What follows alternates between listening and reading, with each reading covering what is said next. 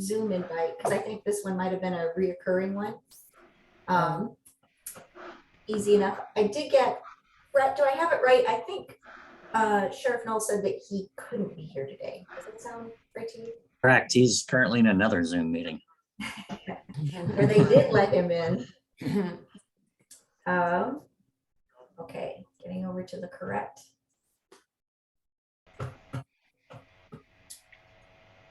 And Lori, was I supposed to do other homework for today? I couldn't find anything. No, I think that you did everything you needed to, and it is a nice base for the conversation that we're going to have today. I will say that we realize that there might be the first half hour that we would appreciate having everybody here who ends up showing up at this meeting, and then for that last half hour or so, it might just end up being EMS and Lisa and I, as we sort of hammer out how we're going to do that evolution from the data that we were collecting into this wondrous new and more robust version. I'm going to share my screen. Maybe before I do that, do we need to do introductions? Would that be useful? Does everybody know everybody? Okay, if we get more people. Met last time, yeah. Okay, if we get more people, we can always go back and do that.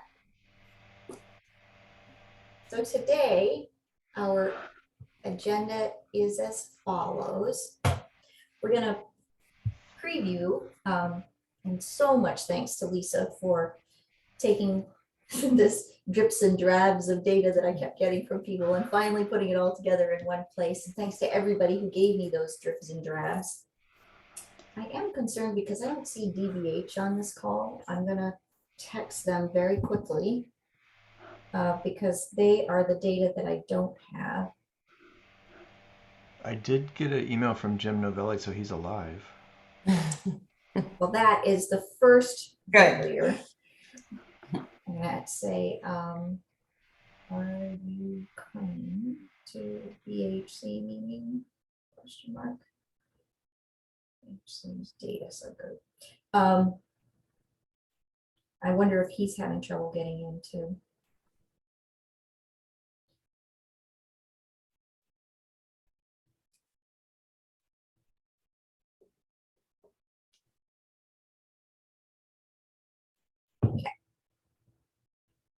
See what that yields. In the meantime, Lisa, I think I'm just gonna start showing slides and let you drive us through. So when Lori says preview, you guys are getting a preview. We haven't really QA'd. We've just been kind of playing with the data that we've received. Like she said, it's coming at different times. So we've just kind of been playing with it. But we thought it'd be good to just set the stage to look at some of this data. The big change for the Jefferson County and Port Townsend data is that we were able to remove traffic encounters and see what that did in terms of changing the percentage of behavioral health encounters.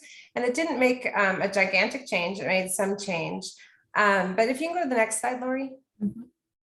But as we were kind of playing with it, talking about it. Now, with that said, Brett, one thing we would like to do before our big meeting is make sure that we're excluding all the things that you would consider a normal traffic stop. And if there's anything else we should exclude, there's a few things we were unsure of, so we left them in if we were unsure.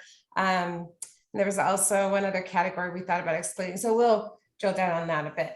But one of the things we thought was interesting, because we know that there's an impact to law enforcement behavioral health, is when you look at the data this way. I don't know if everyone can see it. Want me to make one of the other there's when you look at it, like in February, maybe it's only 6%, but it meant that on pretty much every day in February, probably there were at least a couple incidents. And so we had talked about, can we get data on how long those incidents are taking compared to others? And the answer was probably, it was no, because everyone, the way that that time is coding is different. But I think anecdotally, we know that they take more time. And so 2 a day does impact law enforcement. And so even in that light, and I don't know, Brett, if you have anything else to say in terms of if you think this is getting closer to a picture of what your days look like, your months look like, in law enforcement related to mental health and SUD, or does it still seem low in terms of numbers? Yeah, I would definitely say it's still low. Okay. But that being said, there's always an error rate in there. So, Yeah. a lot of times like phone call requests and stuff. So it doesn't really get all of it because if we're on the yeah. phone, I'm not so sure if it's mental health or drug related. So sometimes these don't get coded that way. Yeah. Oftentimes there's also other calls where the suspect has fled or the person who took off, the neighbor's calling about the person who left. Well, in instances like that, it may not be coded that correctly because we never had contact with the person who's causing the problem. So I would say there's always that little bit of error in there that you're never going to get 100%. And I would probably say it's probably closer to double these stats.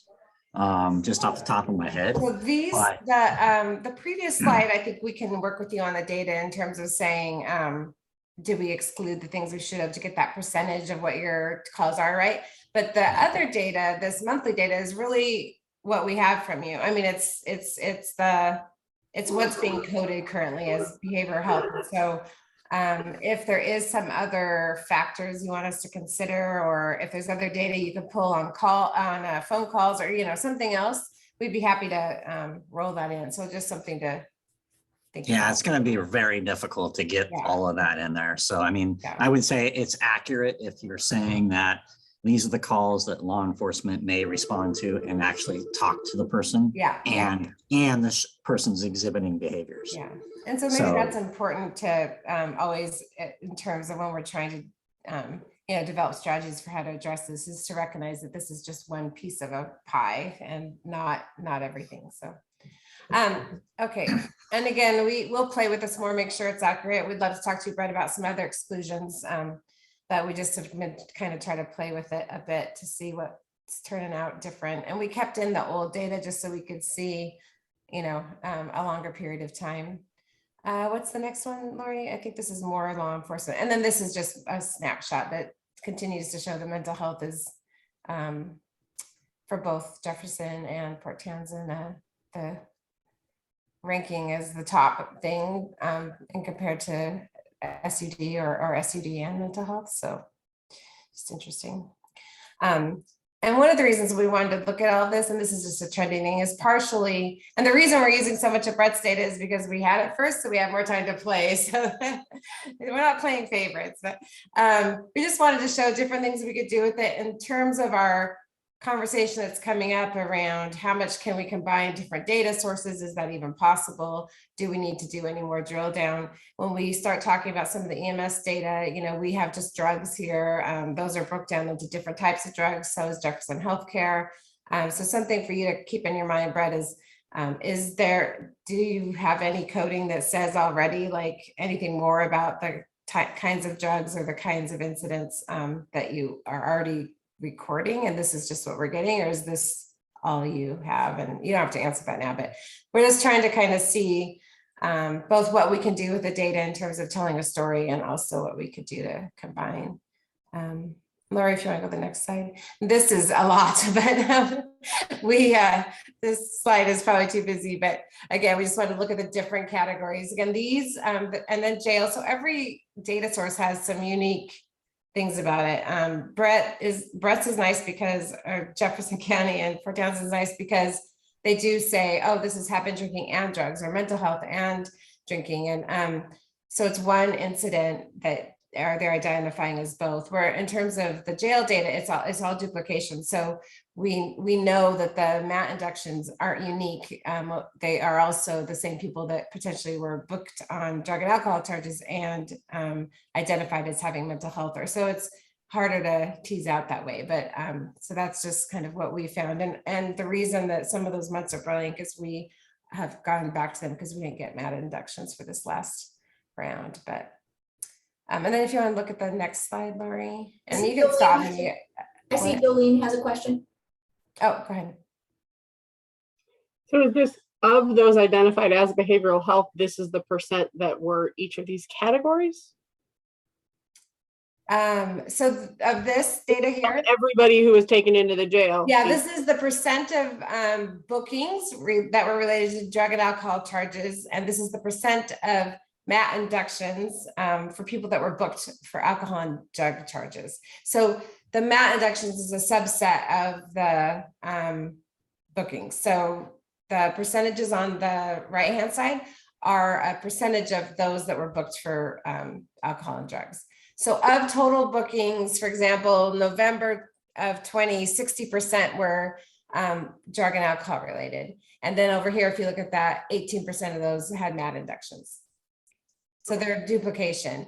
And then in terms of the other bookings, these other ones, they might not have been booked related to drugs and alcohol. They're separate. They might have and they might not have been, but they reported mental health issues or substance abuse problems. And so that was of total bookings.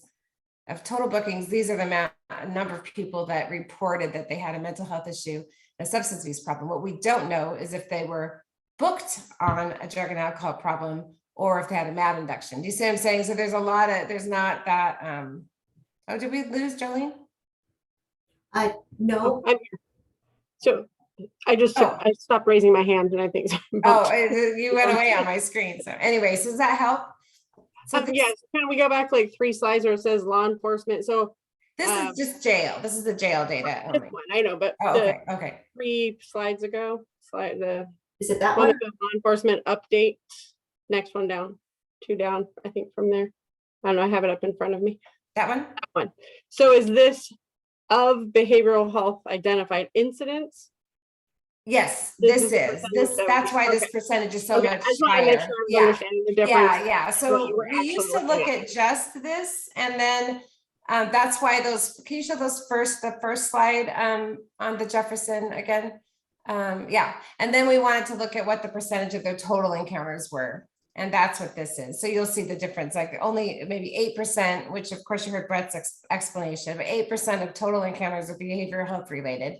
And then that other chart looks at those behavioral health related, which are mental health versus, okay, great.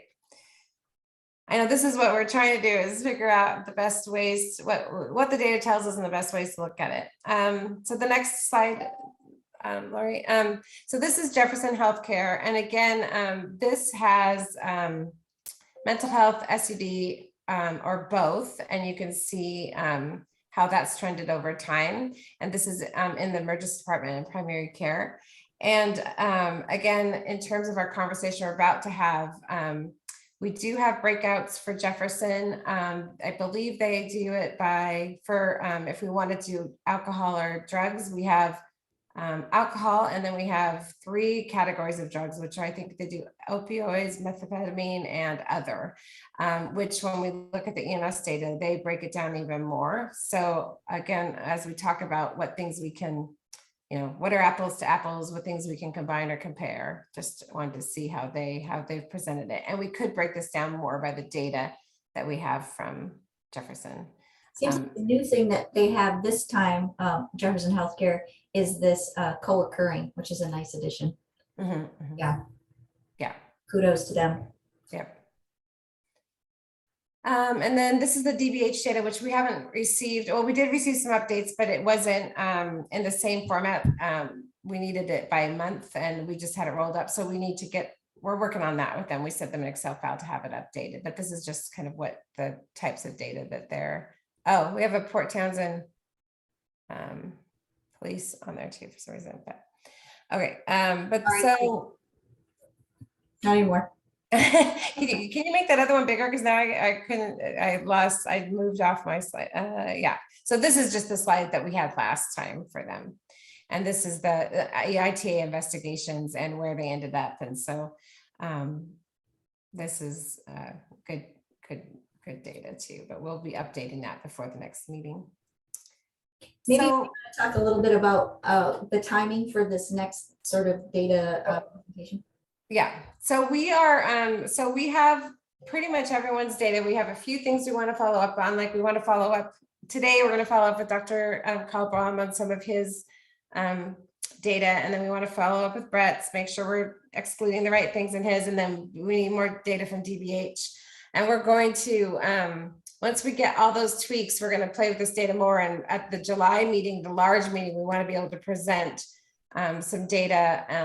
And what we were hoping today is to get some guidance on any other cuts of the data we want to do. If there's any places where we feel like we could roll up data, we're gonna have some of those conversations. And I'm hoping our conversation with EMS today will help us do some of these trending over time and date charts that we've done for some of this other data as well, prior to the July meeting. Oh, someone has their hand up. I keep forgetting to look for that, sorry. So I might have missed it. Can you go back to one slide there? To number 9. And where's that from, that data from? Discovery Behavioral Health. So I guess the question looking at this, and go up one more. So how is the hospital going down and that one's going up? It seems kind of weird to me for, this graph is kind of trending way down, but then the discovery way. Yeah, that is. Good question. Okay, and because most of our ITAs go to the hospital, so I would assume both of these would be kind of similar. Can you go to Jefferson? I mean, yeah, go. I'm sorry. I was meant to look at Jefferson. Sorry, you already were where I needed to be. So this is emergency department and primary care behavioral health encounters. Which is, basically trending down. Yeah. And then the other one is like. Well, the interesting thing though is, it has been. But look at the x-axis spread. I think on the next slide, it ends in August of 21. Oh, that's right. That is one thing, is we didn't get the data for that Gotcha. thing. Oh yeah. Thanks, Dr. Carl. Yeah, so I think if you go back a slide, it is capturing that rise from May 21 through July 21, maybe. And this table right here does emergency department and primary care together. Yeah. Is there any way to separate them? What? Is there any way to separate Yeah, that? we have them separated. Again, and that's a great point too. And I was just going to say it could impact those trends because maybe people are going to primary care less. And so that could impact these numbers, even though the ED might be stable. And I think he already gave it to us that way. So we should be able to separate out. And that's one of the things we're always kind of playing with. What should we roll up? What should we not roll up? But and Adam's is he not joining us today, Lori? I thought he was going to, but I don't see him. Okay, so I'll look at the data, but I'm pretty sure he has it split into those categories already, and then we'll. I would also recommend when we look at ITA data that we look at those. So individuals who are detained, how many of them go to single bed certifications versus psychiatric facilities? So that's something that's coming up pretty significantly across the state. And we've never had that data from them, have we? Lori, could you go look back at that? I don't know if we've had single bed certifications as part of the. Yeah, I don't think we have, but I think it could be beneficial. Okay, versus facility. Okay. And Jolene, just so we all know, what's the difference? So if somebody is detained, they are to go to a psychiatric facility. If there is no facility able or willing to take them, a local community hospital can do a single bed certification and keep them under that ITA. So in particular, this happens with folks who are hard to place, folks with intellectual or developmental disabilities, folks with dementia, folks with high medical needs, and they may end up, hanging out at Jefferson Healthcare for months on an involuntary treatment hold. And does Jefferson Healthcare do that? Yeah, it definitely, yes, Jefferson Healthcare does. Cool. Yeah. Yeah, that's a great point, because we've been hearing a lot of that during the legislative session about how hospitals are not able to take that state capacity is a challenge, and it's pushing folks back on local community hospitals to provide care to the most challenging folks often.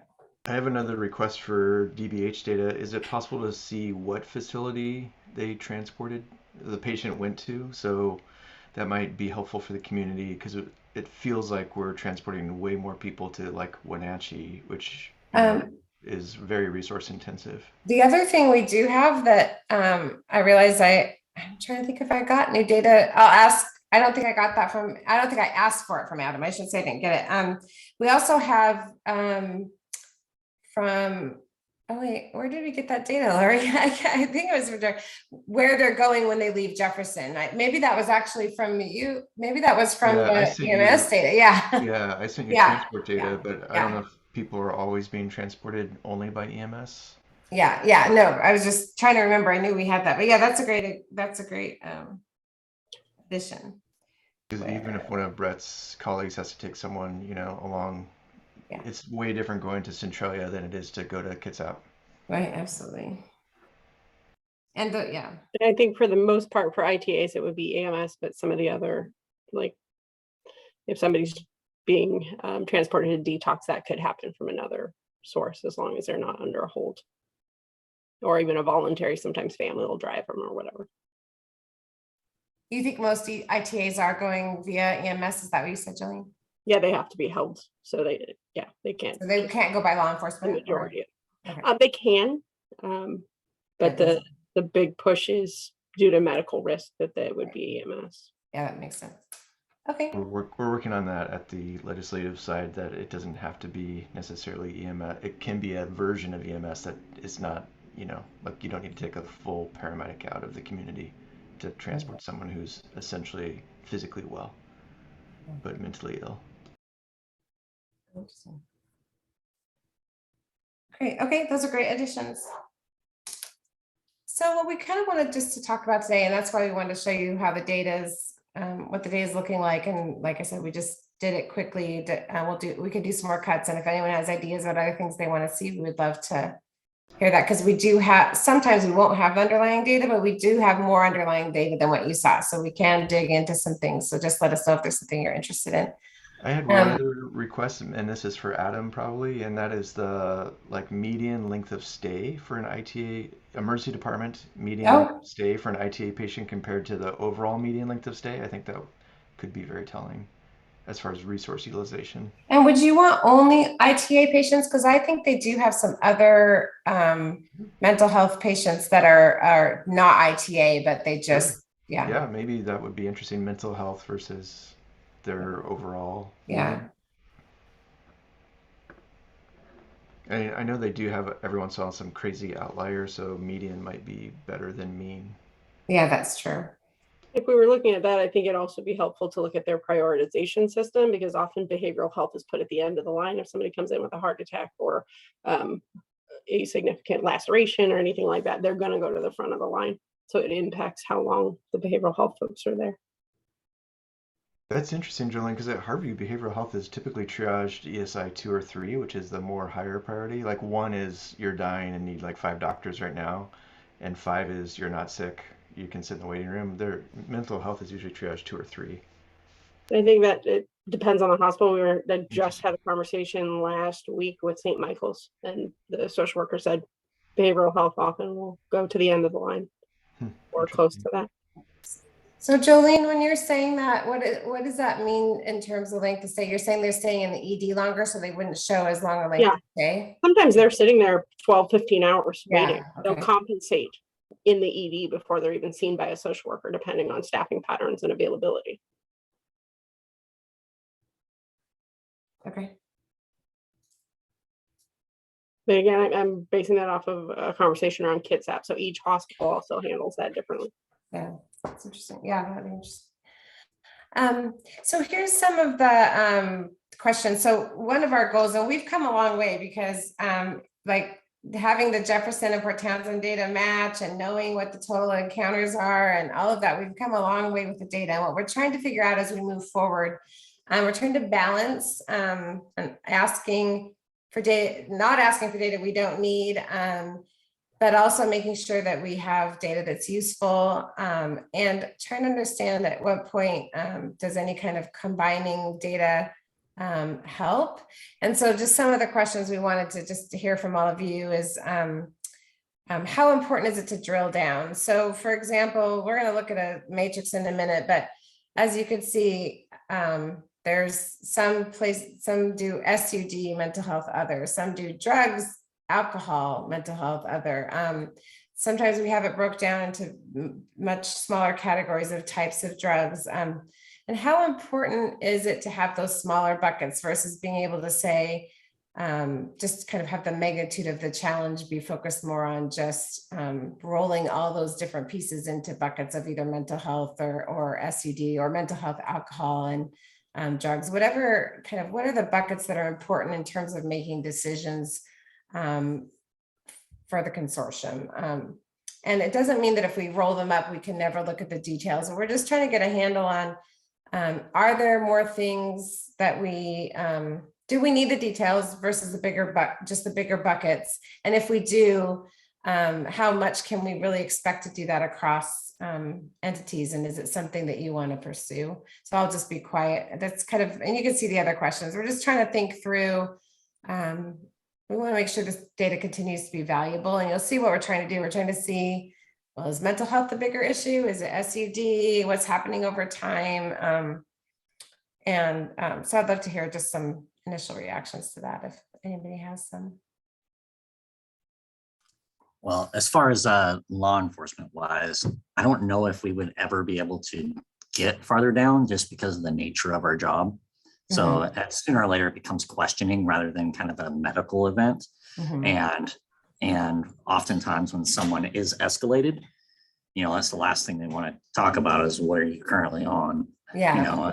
So, but in our jail though, once someone is arrested, the jail is a much better place probably to be able to ask those questions. And you can probably get those answers a lot easier because it's during a medical process and it's during that time to figure out, how to care for them at our jail. So the problem with that is you're not gonna, the stats are gonna be different. Of that 6-7%, we don't arrest all of those. We only arrest probably 1% of those people. So even that, it's probably a 1/4%. So anyway, how you want to do that, I don't know, but our jail is probably going to be the only way you're going to be able to get accurate data as far as what they're currently using or abusing. Yeah, I have to jump off, but I just wanted to chime in. From the behavioral health side, we usually look at, is it mental health, is it substance use, or is it co-occurring? Okay. And so you don't care even alcohol or drugs, it's just, in the treatment portion, but when you're looking at crisis, I mean, Yeah. in a crisis, sometimes it doesn't matter what's on board, you just got to know what's on board, right? okay. And and then you kind of move through that. And that happens at the ED when they do a drug screen, or kind of like Brett said, that happens kind of further in the process than the initial response. But I've got to jump off. Thanks so much. Okay. All right. Thanks, Jolene. Hi, Jolene. I do wonder if breaking it into categories could help break down stigma. Like, I think a lot of people are like, oh, I use, 5 glasses of wine every night, but I'm not the problem. It's all those people who are using drugs. And if you actually showed that, oh, alcohol is the most common substance that's involved or co-occurring with mental health, then that could help policymakers think about where to put resources versus if, oh, it's opioids, holy cow, we need to work on that, or oh, it's meth. And then, cannabis, I think eventually it may fall away. I mean, it just seems like cannabis is going to be tobacco, practically. Yeah. I know, So I don't know, but that might be the one advantage of a small. I know it's more work, but I think Brett's point is a good one, and this is where maybe we do both. Is we do try to look at for all this data we're gathering, look at the big picture, mental health, behavioral health, SUD, and then it's not that much more work, assuming you're willing to give us the data, the hospital and EMS and the jail, because they do assessments. So we could probably find out the drugs they're on and what they're, because we already get quite a bit. We just have to see if we can get the rest to have them drill down on that. I'm guessing it exists. It's just, we could do then, once people are either booked in jail or in the hospital or deal with EMS, transfer via the EMS, we'd have more of those clinical diagnoses to look closer at. And I think that's probably a nice mix. You would get the bigger picture of what the crisis is, what kind of crisis is impacting our first responders, and then through EMS, the hospital and the jail would know more about. But the one thought I had was, what do you think about so she was saying just SUD versus mental health versus both, but I think pretty much everywhere we could break it down to we could do alcohol. Well, the problem is sometimes it's both. And that's another question we have for you, Dr. Karlbaum, is trying to figure out if the data you sent, if we can really figure out when it's both versus knowing that there are some secondary. Yeah, I think Brett and Jolene's idea of keeping it at a higher level in just SUD period, because you're Okay. right. No one's gonna tell Brett's colleagues much, frankly. Yeah. That's Yeah. their challenge. So SUD Versus if versus you're mental locked health. in the back of a medic unit, with a paramedic who says, "Hey, we're not the cops. Tell me what's going on." People Yeah. oftentimes are more revealing. So Yeah. And they do assessments in the jail, and we could talk to both. Is it? I always forget which one's which. Lori, Gateway to Freedom, or who does the assessments, or is it Believe in Recovery? Believe in Recovery. I think it's Gateway to Freedom does Yeah. assessments. So we Don't can. quote me on it. I need to go back and look. Yeah. I did want to log the thought while it's sort of one step to the left in abstraction. I did get pounded today on the from my Washington DC folks because we are not tracking, mostly because I haven't felt that the grant was paying for it, so I wasn't asking for the information from folks, but I haven't been tracking how much naloxone we're giving out, whether it's through police or EMS or sheriff's department. How often are we leaving behind? Are we deliberate in leaving behind naloxone?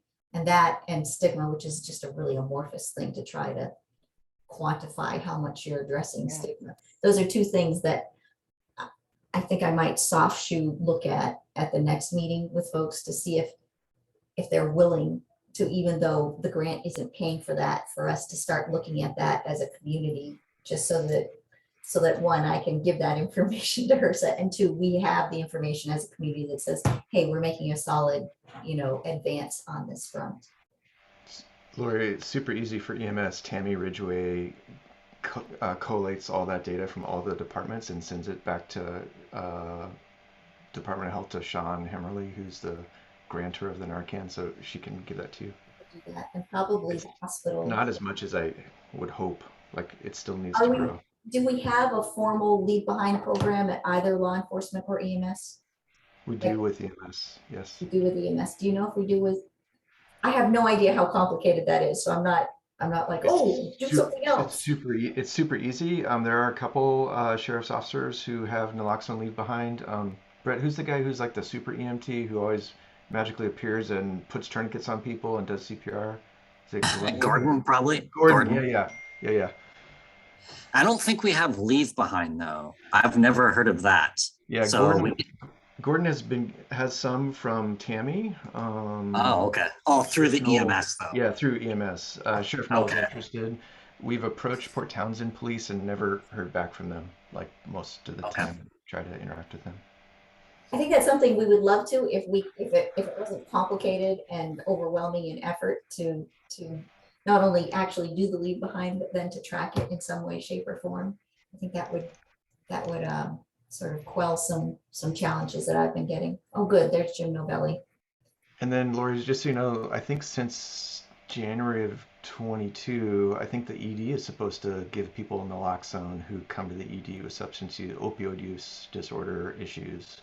Mm-hmm. They're supposed to leave with naloxone in hand. It's a state mandate, I thought. So maybe they can help with that's sort of a leave behind or take home. And do I have it right? I know Jim is coming on, but I think DBH also, although I don't know if that's not really leave behind, that's offering it. I don't know. Is that the same thing? It's getting naloxone to citizens in the community. Right. So, and then your program with, the Quilcene, the drug take back, naloxone distribution, you're alive. Yeah, we've had a little action up this end of town. We had to get the police involved, so it's been a busy last half. So I figured something was up. Either that or you just couldn't get in, because some people had trouble getting in. no, somebody that didn't like one of our workers here and was threatening to take them out. So gotta love when that happens. A little too much excitement for a Thursday afternoon. Yeah. So we have been all over the place, Jim, but what we're talking about in this immediate moment is the possibility of tracking our naloxone, how much naloxone we're giving out, whether it's at DBH or the emergency room, or EMS is leaving at sites. And we're exploring how complicated that would be. Pretty simple for us. I don't think we've given out any yet. So okay, well, we'll be sure to mark that as an upward trend. We'll have no trouble showing I mean, up. I'd say that, Joe, but we really, as far as I know, I'd have to ask the med program if they've given out any. I'll have to ask SUD people if they've handed out any, but we don't have a big ready supply sitting here either, so. So if you had a supply, and now I'm going to Dr. Carlbaum, is it that you just offer it to everybody? What is it that has to happen? When we screen somebody, initial screening, for intake, that's one of the questions. We will determine if that person if that opioid issue comes up, then we would offer naloxone. But We we don't offer it because maybe you or your family member might need one. We aren't offering it as a, what is that, prophylactic? No, it's part of our screening process. And so it's a form actually that we created for that. So that allows us to say, yeah, and because right now, the way we were doing it, because when the state put this in place on January 1st, they didn't give us any naloxone, of course. So what we have to do is write out a script for it and then give them the script so they can go get it from the pharmacy, Right. which is kind of not the way I really would like to do it, but that's the Right. only, we don't have a ready supply. And the thing is, we don't give it out very often so far, and maybe we would, but I had one in my desk drawer when I got here, and now it's expired, I mean, Right. got about 2 year shelf life if I remember right. So, but that's the problem is, making sure it sticks around. It doesn't, I don't think we're that kind of point. Maybe the SUD people, but it's that traffic. We don't have that kind of traffic right now. It's not like King and Pierce and those kind of counties where you get a lot of users coming in and out. So far, I mean, the real team carries it with them. I know that. So. Okay, so I know we want to get into the EMS data. I see that Lisa has a question, and I know that we wanted to go back now that we've got Jim here. Wait, I can't hear you, but I can see that you're talking. Go back and look at the DBH data, and all of that absolutely can include you, Brett, or if you're bored with this conversation, I don't want you to feel like we're holding you here against your will. I don't actually have a question. I don't even know how to say I have a question, so I don't know what I did. You looked like you had a question. I saw the little hand was on there, but I don't even know how to do that. So let's quickly go back to the DBH data so that we can highlight those questions. Sorry, I realize I'm not showing my screen. And then Jim doesn't have to be here for the EMS part of the discussion. So one thing, Jim, with the, I sent an email, maybe not directly. Tanya, maybe? Maybe to Tanya? Probably Tanya. She generates all this, so. Okay, so because what the data that she sent us this go around had some different categories and it wasn't by month. So I sent her an Excel file of what we've been collecting over time to see if she could just update so we'd have the same comparators. And I don't know if you've changed how you're tracking or if she was just rolling it up for us, but it's nice to, if we can get it the way we've had it before for measurement. So what you're looking at here, Jim, is the last time that's reporting. And as soon as we get that data, I'll update it. There were some questions, right, that people wanted to see if we could get from the DBH data. Oh, related to ITA investigations. Legal cert versus. Yeah, well, and I don't know, that's mostly going to come from the hospital. I thought there was something they wanted to know from. What facility they went to? Let's see, I'm trying to remember wasn't there something, Dr. Carlbaum, that we wanted DBH? Yeah, I was wondering, Jim, if from your data, if you could say what treatment facility, if it's de-identified enough that you could say what treatment facility people went to. Well, that's a good question. We're just trying to find a bed right now for the last 2 days. I mean, we reached out to, we got a list of 25, 30 facilities that we reach out to. I don't know if we have a report that actually pulls out where they were sent to, if it's coded. It might be a manual operation, so I can see it. I have to ask Tanya if we can pull that data out. Otherwise, we'll have to write a report for it to do that. That's not something, yeah. Sorry. Jim, when you're waiting those 3 days, are they in the ED? Yes, usually. So, and the ED doesn't like it. They're very unhappy. Yeah. So, but what we do is we have to, when we put them in, when they're in the ED, every 12 hours, they have for immediate, unless we do they won't do a single bed cert at the hospital. They don't like doing single bed certs. And they refuse to do it actually. In fact, yesterday they were pretty blunt about it to say they were made a statement that all critical access care hospitals in the state of Washington refuse to do single bed certs. I would challenge them on that one, but you know, it does tie up a bed for a very long time, up to 120 days, you know, 120 hours, I should say. Yeah. It was Jolene who wanted that single bed cert figure. Data, yeah. Do you understand from what context she is looking at it? No, okay. I have no idea what Jolene wants, but I mean, but yeah, I mean, I know that fact when I was in Okanagan, the hospitals there wouldn't do single bed certs either. I mean, that's just not something in their wheelhouse because it takes a lot of, they don't have the staffing to maintain somebody like that, especially overnights. There's, you know, the staffing in someone's critical access hospital in the night hours is very limited. And sometimes these individuals need a lot of attention, especially if they're creating a lot of behavior issues. And I understand, I mean, you know, the state says, oh, we will pay you so much for a single bed cert, but it's still not work. It doesn't pay for what their care needs to be. I think that's the problem. So I know Jefferson Healthcare does not do single bed certs, or says they are refusing to do them. And, you know, we had somebody that we just had in the hospital since Friday, maybe. We had a meeting yesterday about that person, and we're trying to find a bed, and they're getting ready to discharge the person, even though we feel with ITAing them, they don't want to hold them anymore. So it's really a problem. So that's interesting because one of the reasons Jolene wanted us to get that single bed cert data was from Jefferson, was to show the magnitude of the problem. But what you're saying is they don't accept a single bed cert. So it's really going to be more Right. boarding kind of. Well, I mean, if she's the Right. magnitude of the problem is that you can't, no hospital will do a single bed cert, this would be just another one that refuses to do those single bed, because it does create problems for them in these smaller hospitals.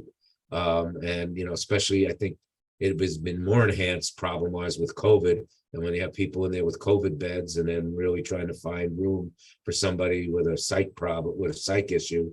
Yeah,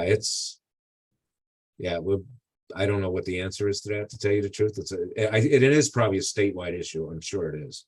So it's interesting. I'm just trying to figure out what data point we need to collect, because so if so this example you're giving, if Jefferson discharges them, and they're an ITA, do they go to another hospital for a single bed cert, a tertiary hospital, or where do they go? Well, our ITA right now, if I put them on an ITA, it's good for 12 hours. All right. And when that 12 hours runs out, they have to be reevaluated again. And if we reevaluate them and we say, yes, they still meet criteria, then we can ITA them over again. But if the hospital doesn't request them to be evaluated, then at that point, they can technically discharge that person. That ITA is expired. Which is where we get spin and churn, right? Yeah. They go out, they get in trouble. Go out, and then we will say, fine, send them out. Then we'll do a pickup order and bring them back in. So, and then evaluate them. It's frustrating. I understand the hospital is very frustrated right now because we have two people that have been there past they were on a longer term stay, and they need critical residential care. They're very, very disabled people, and they really need to be in a residential facility for the rest of their, you know, Western State would be perfect right now, but Western State's not taking anybody, of course. And it's a problem because they're older people and they're very, very sick, and they can't live on their own. In fact, they have no place to go to. So at least one of them doesn't. And, you know, so they've been in the hospital for at least 3-4 weeks now, maybe. And then we had just put somebody that we're evaluating. Last night, we had 2 people come in to be evaluated. And that one person is back in the jail. So, and that's not, and had her on an ITA, and legally, we're not supposed to put somebody that's on ITA back in jail because that's not the least restrictive environment. So all sorts of confusion going on right now. But there was no bed for her, so the hospital didn't want to hold her there. So they sent her back to the jail. So technically I'd have to somehow suspend that ITA and then redo it again when we find, it's kind of the what comes first. And what's confusing to the hospital is if they were medically cleared, let's take the jail one as a great example. She was medically cleared yesterday. She went back to the jail and then we had an ITA her again. The hospital, admitting hospital or psychiatric unit would request fresh labs. They wouldn't take labs that are over 24 hours old. They want new labs again. It's mind boggling, even though that person was in a controlled setting. Right?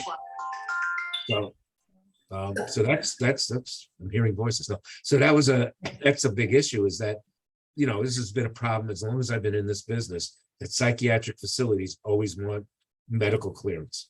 Yeah. And it's really insane sometimes, because it's really hard to do that over and over again. And it just drives the hospital settings nuts. And I understand psych units don't have medical ability to treat people if they have something. I do understand that. But, I want to underscore, we're at 2:48 right now. Oh, okay, I'm sorry. No, don't, no, we wanted you here. We're glad you got here. Clearly we needed. one more quick question for you, Jim, is is there any way we could get some data on these ITAs that have to be continually repeated? Like how many times people get more than 3 ITAs because they, or do you know? Just I'm sure we could, but it'd be more of a manual thing. It's not something Oh. we have a report that says Okay. how many ITAs, so we'd have to go through lots of charts and start tabulating that stuff, how many times somebody, it is recorded in our daily log. I mean, it goes in, there's a crisis log that's filled out every morning that will, Yeah. and I don't know if we can pull data off of that. It's an Excel sheet that we fill out for the ASO. I mean, they have the data. The state gets that data. Okay. So the date I don't know how they input it, so they might be able to run data out of that. I don't know what information's on that, but if you can, we'll take any Excel sheets you have. I don't know if there's patient confidential information, then that's, yeah. Yeah. Okay, sorry, Larry. Just curious. Um, Trying to figure out how to get at that data, but This is well, that's interesting. Yeah. Okay, so Jim, Brett, I think we're gonna go ahead and talk about the EMS data specifically. You're welcome to hang for that conversation, and you don't have to. Okay.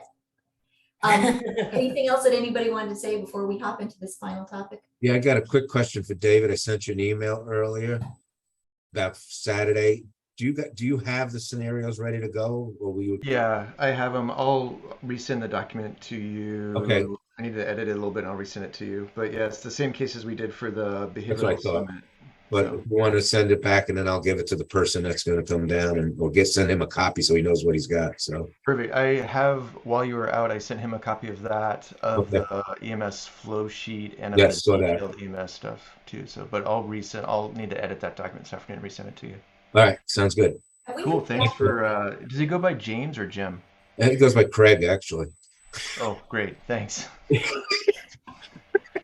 Okay, Craig. It's James Craig Hadley. He goes by Craig. So Couldn't tell Why from we the have email. these meetings just to sort these things out. Thank you. you're welcome. Has that protocol or guidance, whatever it is that we're calling that, has that gone through everybody, sheriff, police, PTPD, EMS? I've sent it to everybody. I don't know if no one, No one emailed. very few people acknowledge that they received my email. So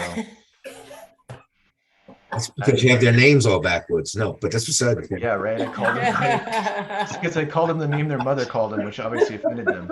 I have sent it to them. Do we need input? Do you need input back from them? Even if it's just, hey, this is good, check off? Or does it just go forward? I think it just needs to go forward. And I think now the task for the summer is to do training.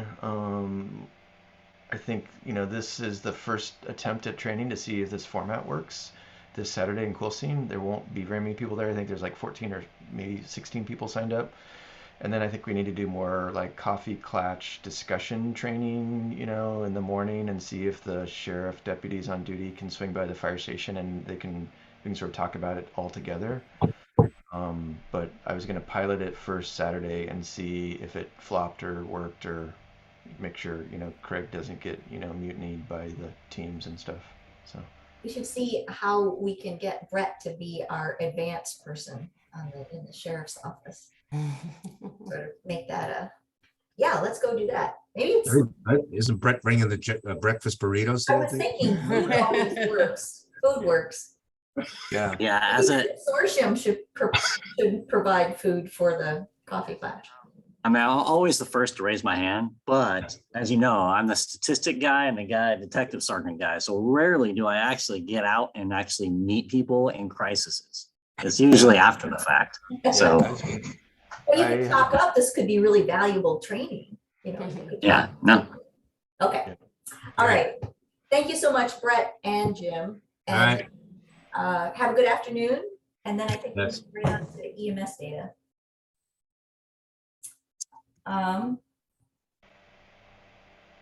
Dr. Carlbaum, are you already looking at these slides, or should I throw them up so that you can see? I can pull them up next to you. I'm easy. I don't know if it's easier for you to see, or at least easier for you to see people as we're talking, or if you'd like me to have it up. File. Oops. This is the establish analysis categories or the coding approach slide. I Same approach.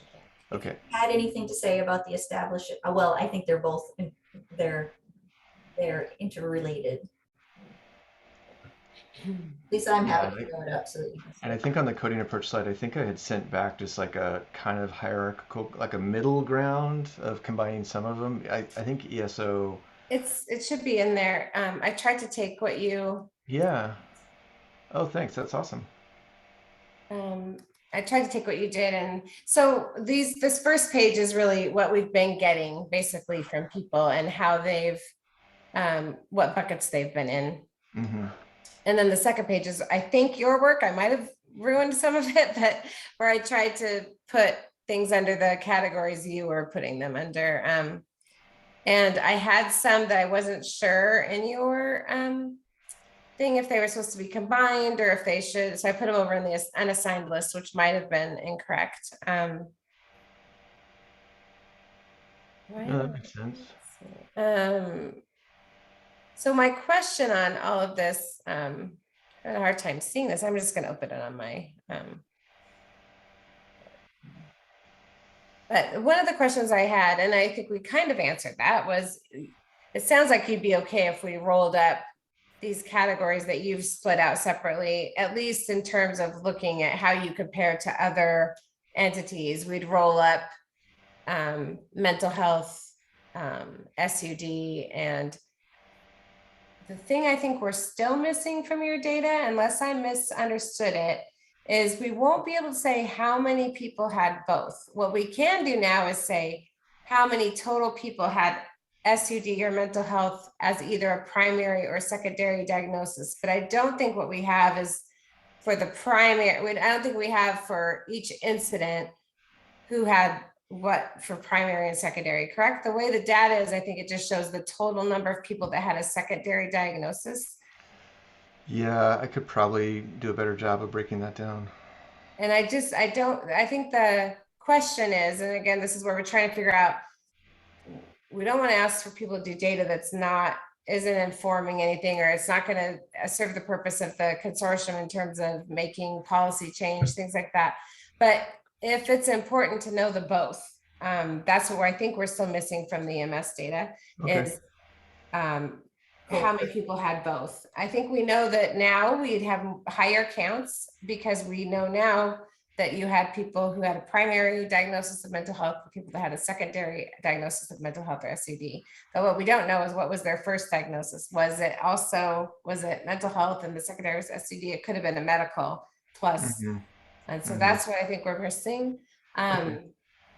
I think a summary email of exactly what it is you'd like is it mental health plus a secondary of substance or behavioral health, or is it substance with a secondary of mental health? And then I can search for that. Yeah, and I think that's what we're looking for is because I think the data you gave us, and we can do lots of like I said, I think it's good to be able to drill down on the data that we have where people are actually, having clinical evaluation rather than you could hear, in the field with the law enforcement, we're not going to have that kind of clinical evaluation. But I think that we could drill down on these more. But the question I wanted to make sure of, because I think now pretty much everywhere we can do mental health, SUD, and both, except for in EMS. So if we could do that, then we'd have 3 kind of places where we could trend that data for each of those categories and see what's happening in those larger categories. So that would be helpful. And I could send you, I'm happy to send you an email. So that's really what I think Sure. we're missing in that data. But what I do really like about that data is as we're looking at just the overall incidence, we now can add those secondary diagnoses into that. And so I think you get a better picture of how much SUD and mental health is impacting the. Yeah, I do think the data will be inaccurate until we coach them and train them on exactly how to code. So I've not done that yet because I want to wait and see what we wanted. But I'd like them to really, if at all possible, list like 2 or 3 things. So the primary reason, the secondary reason, and the third reason. So like it's primary reason would be suicide attempt by overdose or something, and the secondary reason would be depression, and the third would be substance use, or the primary would be wrist laceration, and the second would be suicide attempt, and the third would be alcohol use. But I've not pushed that on the EMS crews yet until we sort of decided how important that was. So Did I mess up here? Where is suicide attempt and ideation? it was in that data. It should have been in the behavioral health. I must have somehow messed up. I'm just looking in the original document to make sure. Yeah, no, I think I somehow, I remember seeing them and I had them in there. So somehow I must have, when I was combining things, let me look really quick at the raw data. Because one of the questions a couple other questions I have for you. One is there anything we want to do with those unassigned? Should those be what category would they fall into when we're talking about these bigger buckets? Yeah, I think if you go through that list, feared condition not observed, I have no idea what that is, and that's a bullshit thing, and I'm gonna give them the feedback to never use that. Okay. Poisoning, I guess I'd put that in poisoning other, since you don't know what it is. And for the poisoning, for all the poisoning and overdose, those should go under drugs, you think, and not mental health typically? I don't know. Because it's hard because you don't know if they're intentional or unintentional, I think is part of the. I mean, some of them, like prescription medicine poisonings or overdoses, I guess should probably go under mental health. Right? But like inhalant related disorders, I've never met someone who's tried to kill themselves by huffing. Usually they're just trying to get high. Yeah. Same with hallucinogens. I guess unspecified, I don't know. I guess I'd leave it in drugs. And then for the other unassigned, like requested by authority, I don't know what that is. Is that the police requesting? And so that's also. Yeah, I wasn't sure what those were either, so. Yeah, so I'm gonna tell them not to use it. Psychogenic shock, I think, doesn't exist. So I'm also gonna tell them not to use that. That's, I guess I don't know, shocked that your husband of 50 years has died. I would call that grief. Yeah. And then the sedative hypnotic, I don't know what those categories were. Those feel truncated, I don't know. So I don't know if those are overdoses or. Yeah, so I think right in front of me. the things were kind of seem to be missing off the mental health side, and I'm sorry about that. That's on me. That's okay. Our mental disorder, suicidal ideation, and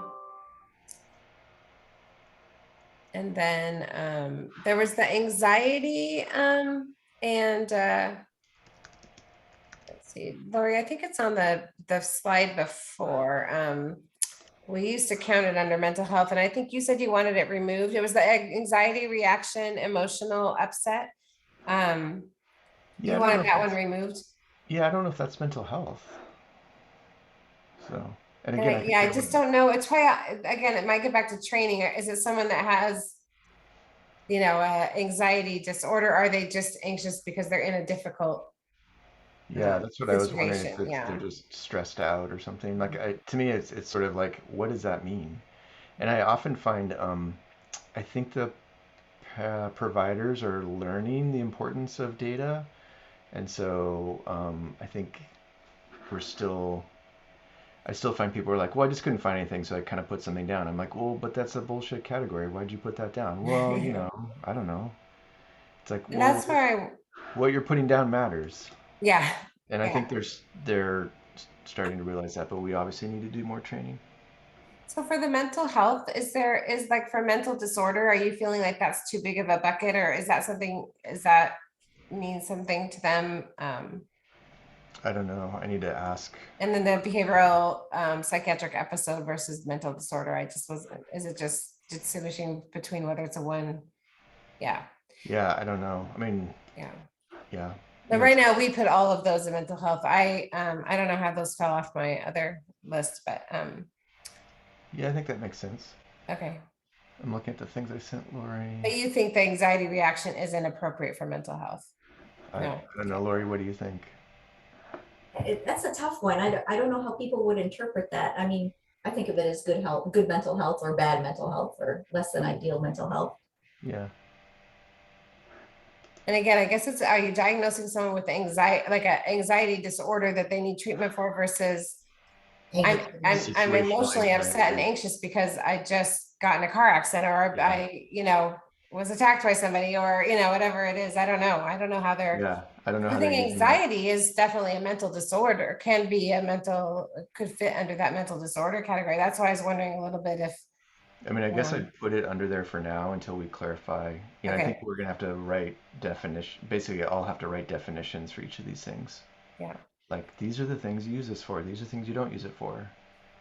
But it's very helpful to get, because I think what we'd like to do for July, and I just want to make sure is use these groupings that you gave us and create some data that shows, I'm trying to look here what you, oops. And Lori, I've not seen the the Quilcene Brennan data. Is it aligned like this at all? I'm sorry, I thought I CC'd you on that. Let me go find it. Oh, sorry, maybe you did. And, No. and Lori, I don't know that I have it either. I have EJFR and Port Ludlow. Port Ludlow. Yeah, I sent both. Let me just double check in my other. Who would that be? Oh, here we go. Sorry. They sent it over as PDFs. So sorry, Yeah. that's why I just looked and I didn't see it. But Can so you they do have they have different categories.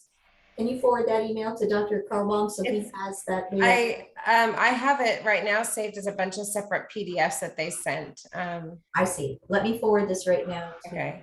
And so they have, for example, anxiety. Oh, they might be similar. Maybe that's their anxiety, emotional disorder. I don't know. Behavioral psychiatric episode. Most of these are medical, so I'm just trying to dig through here.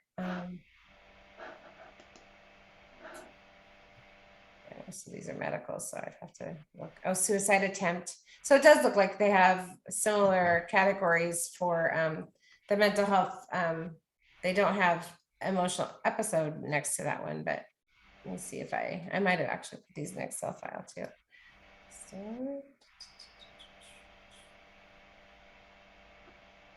So what they did is they sent us 4 chunks of periods of time as PDFs. Altered mental status is one that they have in here. Ooh, that's so broad, and that's typically not a mental health or behavioral health issue. Okay. So they don't have it beautifully laid out like you do now, but it looks like there are some similar categories. Okay. This might be some duplication, Dr. Carlbaum, but I'm sending you both Brennan. Thanks. No, thanks. This is helpful. And Lori, can you resend that to me just to make sure I didn't miss anything? I Yes. just want to make sure. The one that has both Brennan and Quilcene? Yeah. It's a bummer that they sent it as a PDF that it can't be exported as a We have, we can try You have a to, tool. yeah, a tool that we Okay. can get it into Excel. It's not always perfect, but I think this is everything for both Quilcene and Brennan in this. okay. So yeah, what we were hoping to do, and we'll have to look at the Quilcene and Brennan data closer to see if we can. I'd want some input from you about whether we should like altered mental state. I wouldn't want to just roll that into mental health. It sounds like you think that shouldn't be rolled into mental health. So I might come back to you if that's okay and say, here's these, okay. Yeah. Because we would like to give a picture and let people know a work in progress, but here's kind of what how we're categorizing and what we're seeing from EMS, and then we would roll that up also to those bigger categories just to compare trends and what we're seeing across. Okay. Yeah, that makes sense. Okay. So in terms of, Lisa, what you need from Dr. Carlbaum, you're going to do an email that just sort of lists it out and you can check. And then is there anything else that we needed to do to follow up here on this? I think he did a really nice job of putting these into groupings, and so that makes sense. And part of what I wanted to know today, and it sounds like people are okay with being broader, is if we wanted anyone else to try to get to this level of detail of different drugs, because I kind of like what you said. It's kind of nice to know, because there's an opioid epidemic, and I'm not minimizing that there is, but it's nice to make sure we keep up. If there are other issues, we're not missing those in that. Especially alcohol, I think is a big one. And if there's another drug that is creating new problems, just to be able to see some of that is nice. But it was a good point that some of these groups that were the law enforcement, they're just not going to be able to give us that data. But maybe Jefferson Healthcare, we could talk to Adam about whether we could drill down in his other SUD and see. Okay, so this is very productive. I mean, Yeah, this is good. This, very helpful. This meeting. Lisa, is there anything else you can think of? I know we're at 3:09. Yeah, no, I will follow up with the email to Dr. Kalbaum. I'm going to look at, I'll follow up with Brett too, because there were some things I wasn't sure what to consider a traffic stop, some of the things we're trying to take out of their data. And then I'll follow up with Tanya on Discovery Behavioral Health and see if there's anything else we can get from them and ask Adam those questions. That's interesting that they're saying that they don't do single bed certs. So I don't know if Adam might have some ED boarding data or some other kind of data he could give. So find out about that. All right. For my things to get some more data for those things. And I also, Jefferson, I don't think gave us their transport data this time.